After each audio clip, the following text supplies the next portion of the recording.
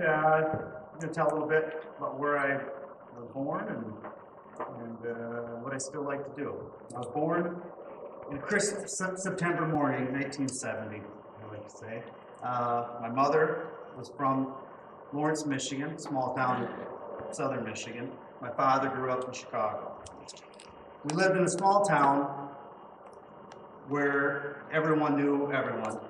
And my dad, being from Chicago, didn't like that as much. He said he always liked to live in a small town, just not that small town.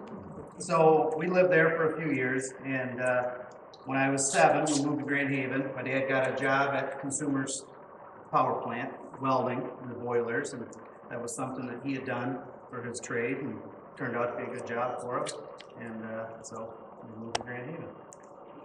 I remember moving into the new town, and new city, new kids. I remember 3rd grade when we were going to school. We missed our bus, I remember, and so we got to school late that day.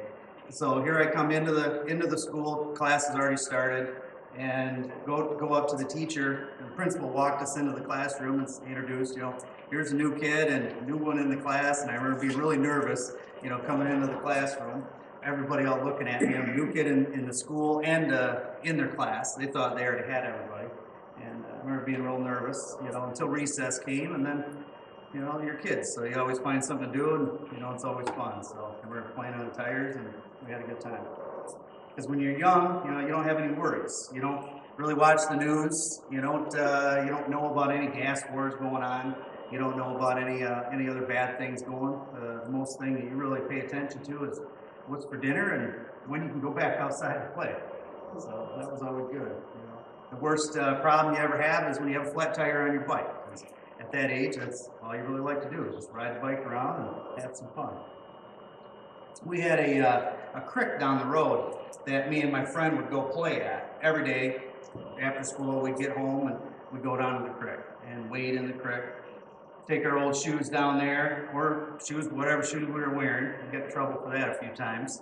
And we just wade down, try to catch frogs, try to spear little minnows with sticks or whatever, and have a lot of fun. Pretend we were Indians, just go through and sneaking in the woods. We thought we were being real quiet and stuff, sneak up on a squirrel or something, but I don't think we were being all that quiet. We never did sneak up on too much, but we had fun with it. And every day we'd go down there and get more comfortable with the creek and go a little farther this way or that way, down it, always trying to get to the end of it or the beginning of it. Never really made it that far, I think one of these days maybe I'll have to go back down to that creek and just see where it goes. The only thing that your parents ever worried about was be home before dark. Nowadays I think that's a little bit different. Your parents want to know where the kids are and what the cell phone number is of your friends that are with them. They don't you don't have that much freedom to go very far. We made it. Some of the highlights I remember riding our bike down to Mangelson's store, buying us an orange pop and a Babe Ruth candy bar. Riding our bikes right down the road, no bike pass, but we're still alive. We made it. We had fun. That was the highlight of the weekend usually. Once you get some allowance money or happen to birthday money or something, right down there. Fondest memories I remember having was going fishing. We'd go out and find some worms the night before, get to stay out late with a flashlight, so that was always a benefit, get some worms, go down to Felix's, go fishing, put our fishing pole across the handlebars, pole sticking out in the middle of the road. No bike pass again, so we were having fun, but there wasn't a lot of traffic, so it didn't seem like it was a big problem. Go down there and do some fishing. And I remember coming home with fish. We'd have a stringer full of fish, or if we happened to catch a bass or something, we'd be holding on to that. Cars would be beeping. I always thought they were beeping because they were jealous, because we were fishing and they weren't. But I think some of the times I think about it later, it might have been that fishing pole sticking out in the road, or us just riding down, just having fun with it. So, but at that time, we thought they were wishing they were us.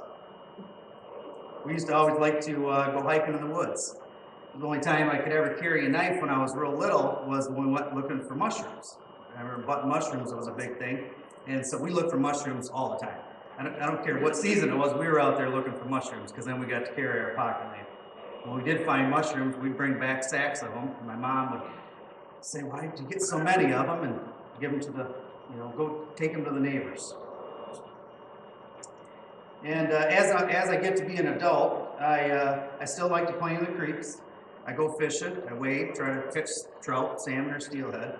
And sometimes I like to just sit on the bank and just sit there, just enjoy the scenery, or walk down the river, just to see what's around the corner. And when we go hiking, now it's with my wife and children, and I see the discoveries in their eyes, and going to see a nice scenery, a nice bluff overlooking Lake Michigan or something. So that's a lot of fun to still be out there, because I love the outdoors. Even yard work is fun for me, because it's an excuse to be outside. It's much better than being stuck inside looking out.